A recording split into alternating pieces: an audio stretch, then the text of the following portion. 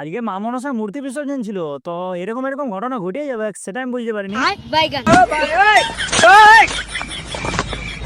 চলো তাহলে মা মনসার নাম নিয়ে আজের মতো ভিডিওটা শুরু করা যাক।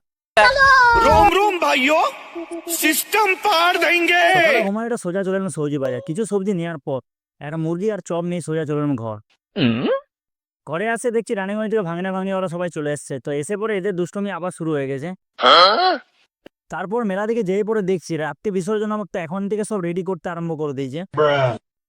রাতে বিসর্জনটাকে লাইটিং করার জন্য ডিজে লাইটও লাগিয়ে দিচ্ছে। এদিকে জেনারেটরও গাড়িতে উঠে বসে আছে রাত হওয়ার অপেক্ষায়। প্রথমে চলছিল বাচ্চাদের ডান্স প্রোগ্রাম, তাই আমার বেটা আইসক্রিম খেতে খেতে একটু নেচে দিল। সবাই নাচে ফাটিয়ে দিচ্ছে, সেটা দেখে পরে আমিও থাকতে না পারে চট করে নেমে গেলাম। তো একটু নাচার পরে আমার অবস্থাটা দেখো।